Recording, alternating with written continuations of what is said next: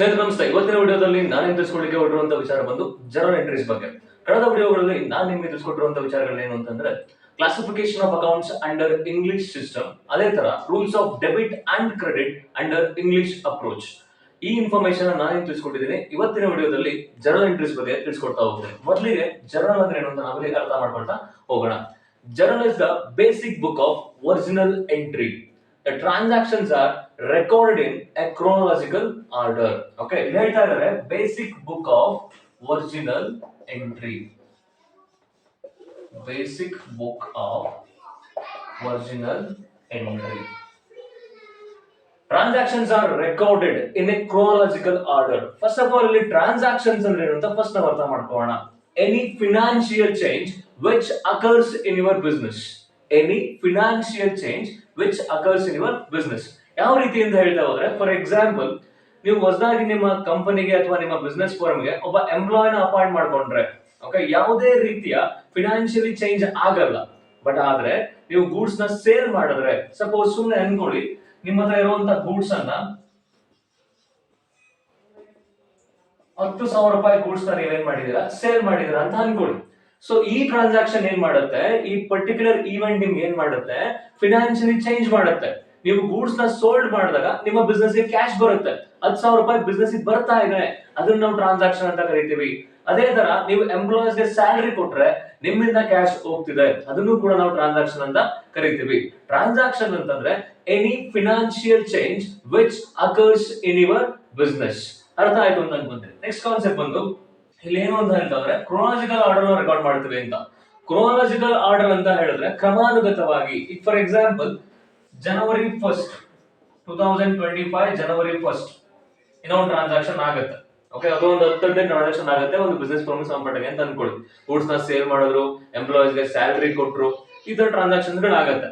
Okay, ಜನವರಿ 1st ಅಲ್ಲಿ ಒಂದು transaction ಆಯ್ತು ಅಂತ ಅನ್ಕೊಳ್ಳಿ, ಅದನ್ನ ರೆಕಾರ್ಡ್ ಮಾಡ್ತಾರೆ. ಅದೇ ತರ ಜನವರಿ 2nd ಅವಾಗ್ಲೂ ಕೂಡ ಟ್ರಾನ್ಸಾಕ್ಷನ್ಸ್ ಆಗುತ್ತೆ, ಅದನ್ನ ರೆಕಾರ್ಡ್ ಮಾಡ್ತಾ ಹೋಗ್ತಾರೆ. ಈ ತರ ಕ್ರಮಾನುಗತವಾಗಿ ಡೇಟ್ ವೈಸ್ ಏನ್ ಮಾಡ್ತಾ ಹೋಗ್ತಾರೆ, ರೆಕಾರ್ಡ್ ಮಾಡ್ತಾ ಹೋಗ್ತಾರೆ. ಸೊ ಅದನ್ನ ನಾವಿಲ್ಲಿ ಕ್ರೋನಾಲಜಿಕಲ್ ಆರ್ಡರ್ ಅಂತ ಕರಿತಾ ಹೋಗ್ತೀವಿ.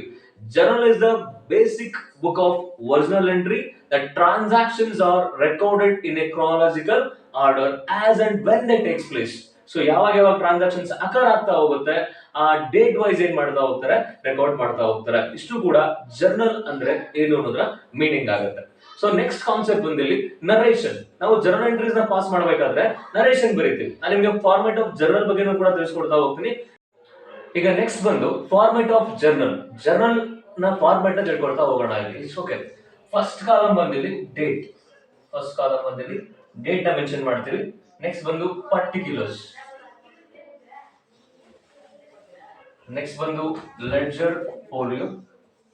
ನೆಕ್ಸ್ಟ್ ಬಂದು ಡೆಬಿಟ್, ಅಂದ್ರೆ credit.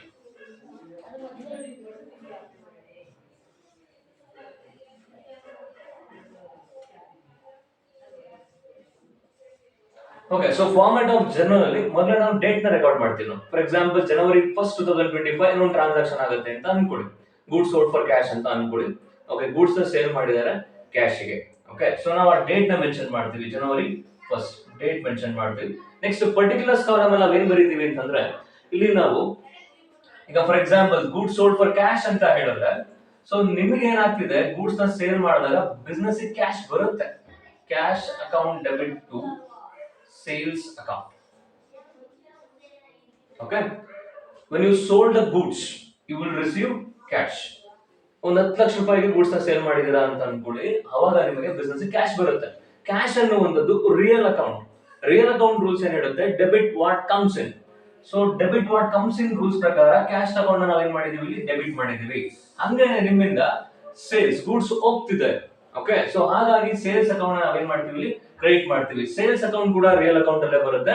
Credit what goes out. Okay, ನಿಮ್ಮಿಂದ ಗೂಡ್ಸ್ ಹೋಗ್ತಿದೆ ಬಿಸ್ನೆಸ್ ಇಂದ, ಹಾಗಾಗಿ ನಾವು ಇಲ್ಲಿ ಇದನ್ನ ಕ್ರೆಡಿಟ್ ಮಾಡಬೇಕಾಗತ್ತೆ. ಓಕೆ, ಈ ತರ ಡೆಬಿಟ್ ಮತ್ತೆ ಕ್ರೆಡಿಟ್ ಮಾಡುವಂತ ವಿಚಾರಗಳನ್ನ ನಾವಿಲ್ಲಿ ರೆಕಾರ್ಡ್ ಮಾಡಬೇಕಾಗತ್ತೆ. ಸೊ ನಾವಿಲ್ಲಿ double entry system of bookkeeping ನ ಫಾಲೋ ಮಾಡ್ತಾ ಹೋಗ್ತೀವಿ. ಏನ್ double entry system of bookkeeping ಅಂತಂದ್ರೆ, every transaction has 2 aspects. Every transaction has 2 aspects, debit and credit. Okay, one is receiving benefit, another one is giving benefit. Okay, ಈಗ goods ನ ನೀವು sale ಮಾಡಿದ್ರೆ business cash ಬರ್ತಿದೆ. ಅಂದ್ರೆ ಅದು receiving benefit. ಅದೇ ತರ ನಿಮ್ಮಿಂದ ಗೂಡ್ಸ್ ಹೋಗ್ತಿದೆ, ಓಕೆ, ನೀವು mobile phone manufacturing company mobile phone sale ಮಾಡ್ತಾ ಇದೀರಾ ಅಂತ ಅನ್ಕೊಳ್ಳಿ, ನಿಮ್ಮಿಂದ ಮೊಬೈಲ್ ಫೋನ್ಸ್ ಹೋಗ್ತಿದೆ, ಗಿವಿಂಗ್ ಬೆನಿಫಿಟ್. ನೀವು ಕ್ಯಾಶ್ ನ ರಿಸೀವ್ ಮಾಡ್ತಾ ಇದ್ದೀರಾ, receiving benefit. Every transaction has two aspects, one is receiving benefit, other one is giving benefit. So ನಾವು ಅದನ್ನೇ ಹೇಳುವಂತದ್ದು ಇಲ್ಲಿ double entry system of book keeping. Particular column ನಾವು ಇದನ್ನ ಎಂಟ್ರಿ ಮಾಡ್ತಾ ಹೋಗ್ತೀವಿ. ಲೆಡ್ಜರ್ ಫೋಲಿಯೋ ಅಂತಂದ್ರೆ ಪೇಜ್ ನಂಬರ್. ನಾವು ನೆಕ್ಸ್ಟ್ ಏನ್ ಮಾಡ್ತೀವಿ, ಜನರಲ್ ಎಂಟ್ರೀಸ್ ನ ಲೆಡ್ಜರ್ ಪೋಸ್ಟ್ ಮಾಡ್ತೀವಿ. ಓಕೆ, ಸೊ ಲೆಡ್ಜರ್ ಪೋಸ್ಟ್ ಮಾಡಿದಾಗ ಅಲ್ಲಿ ಒಂದು ಪೇಜ್ ನಂಬರ್ ಅನ್ನ ಎಂಟ್ರಿ ಮಾಡ್ಕೊಂತಾರೆ. ಜನರಲ್ ಎಂಟ್ರೀಸ್ ಮಾಡ್ಬೇಕಾದ್ರೆ ಲೆಡ್ಜರ್ ಫೋಲಿಯೋನ ಅಥವಾ ಪೇಜ್ ನಂಬರ್ ನ ಮೆನ್ಷನ್ ಮಾಡಬೇಕಾದ ಅವಶ್ಯಕತೆ ಬರಲ್ಲ ನಮ್ಗೆ ಇಲ್ಲಿ. ಓಕೆ, ಅದನ್ನ ಹಂಗೆ ಎಂಟಿ ಬಿಡ್ತೀವಿ. ಡೆಬಿಟ್ ಅಂತ ಹೇಳಿದ್ರೆ ಇಲ್ಲಿ ಎಷ್ಟು ಅಮೌಂಟ್ ಸೇಲ್ ಮಾಡಿದ್ವಿ. ಎಕ್ಸಾಂಪಲ್ ಕೊಟ್ಟಿರೋ ಪ್ರಕಾರ 10 lakh ಅಂತ ಅನ್ಕೊಳ್ಳಿ, ಸುಮ್ಮನೆ ಒಂದು ಅಸಂಪ್ಷನ್ ನಂಬರ್ ತಗೊಳ್ಳೋದಾದ್ರೆ 10 lakh rupees. ಕ್ರೆಡಿಟ್ ಕಾಲಮ್ ಅಲ್ಲಿ ಕೂಡ ನಾವಿಲ್ಲಿ 10 lakh rupees ನ ಮೆನ್ಷನ್ ಮಾಡಬೇಕಾಗುತ್ತೆ. ಇಷ್ಟು ಕೂಡ ಫಾರ್ಮೆಟ್ ಆಫ್ ಜರ್ನಲ್ ಬಗ್ಗೆ. ಓಕೆ, ನಾವು ಇವಾಗ ಇಲ್ಲಿವರೆಗೂ ತಿಳ್ಕೊಂಡಿರುವಂತ ಇನ್ಫಾರ್ಮೇಶನ್ ಏನು ಅಂತಂದ್ರೆ ಜರ್ನಲ್ ಅಂತಂದ್ರೆ ಏನು, ಫಾರ್ಮೆಟ್ ಆಫ್ ಜರ್ನಲ್ ಬಗ್ಗೆ ತಿಳ್ಕೊಂಡ್ವಿ. ಅದೇ ತರ ನೆಕ್ಸ್ಟ್ ಕಾನ್ಸೆಪ್ಟ್ ಬಂದ್ರೆ ನರೇಷನ್. ಓಕೆ, ಸೊ ಇಲ್ಲಿ ಕೆಳಗಡೆ ನಾವು ಏನ್ ಮಾಡ್ತೀವಿ, ನರೇಷನ್ ಬರೀತೀವಿ. ನರೇಷನ್ ಅಂತ ಹೇಳಿದ್ರೆ brief explanation about a transaction. Brief explanation about a transaction. Okay, ನಾನು ಹೇಳಿರೋ ಪ್ರಕಾರ ಇಲ್ಲಿ ಗೂಡ್ಸ್ ಸೋಲ್ಡ್ ಫಾರ್ ಕ್ಯಾಶ್ ಅಂತ ಹೇಳಿದ್ದೀನಿ. Cash account debit to sales account ಅಂತ ಬರೆದ್ರೆ ಅಷ್ಟು ಈಸಿಯಾಗಿ ಅರ್ಥ ಆಗಲ್ಲ ಜನಸಾಮಾನ್ಯರಿಗೆ. ಅವ್ರಿಗೂ ಅರ್ಥ ಆಗ್ಬೇಕು ಅಂತ ಹೇಳಿದ್ರೆ ನಾವಿಲ್ಲಿ ನರೇಷನ್ ಬರಿಬೇಕಾಗುತ್ತೆ. Brief explanation about a transaction. ಏನ್ ಟ್ರಾನ್ಸಾಕ್ಷನ್ ಆಗಿದೆ ಅನ್ನೋದ್ರ ಬಗ್ಗೆ ನಾವು ಇನ್ಫಾರ್ಮೇಶನ್ ಅಲ್ಲಿ ಬರಿತಾ ಹೋಗ್ತೀವಿ. ಏನಂತ ಬರಿತೀವಿ, goods sold for cash. Goods sold for cash. Okay, so ಈ ರೀತಿ ಬರೆದಾಗ ಏನಾಗುತ್ತೆ, ಅರ್ಥ ಆಗ್ತಾ ಹೋಗುತ್ತೆ. ಗೂಡ್ಸ್ ಸೋಲ್ಡ್ ಮಾಡಿದ್ದಾರೆ, ಹಾಗಾಗಿ ಬಿಸ್ನೆಸ್ ಕ್ಯಾಶ್ ಬಂದಿದೆ. ಓಕೆ, ಈ ತರ ಜನಸಾಮಾನ್ಯರಿಗೂ ಕೂಡ ಇನ್ಫಾರ್ಮೇಶನ್ ಅರ್ಥ ಆಗ್ತಾ ಹೋಗುತ್ತೆ. ಇಷ್ಟು ಕೂಡ ನರೇಷನ್ ಬಗ್ಗೆ. ಸೊ ನಾವಿಲ್ಲಿ ಜನರಲ್ ಬಗ್ಗೆ ಅರ್ಥ ಮಾಡ್ಕೊಂಡ್ವಿ, ಫಾರ್ಮೆಟ್ ಆಫ್ ಜನರಲ್ ಅರ್ಥ ಮಾಡ್ಕೊಂಡ್ವಿ, ನರೇಷನ್ ಮೀನಿಂಗ್ ಕೂಡ ಅರ್ಥ ಮಾಡ್ಕೊಂಡ್ವಿ. ಜನರಲೈಸಿಂಗ್ ಅಂತ ಇನ್ನೊಂದು ಕಾನ್ಸೆಪ್ಟ್ ಬರುತ್ತೆ.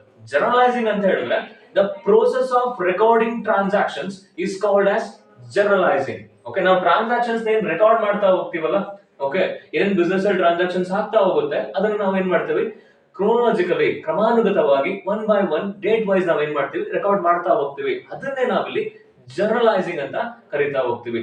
ಇಷ್ಟು ಕೂಡ ಜನರಲ್ ಅಂದ್ರೆ ಏನು, ಫಾರ್ಮೆಟ್ ಆಫ್ ಜರ್ನಲ್, ನರೇಷನ್ ಮತ್ತೆ ಜನರಲೈಸಿಂಗ್.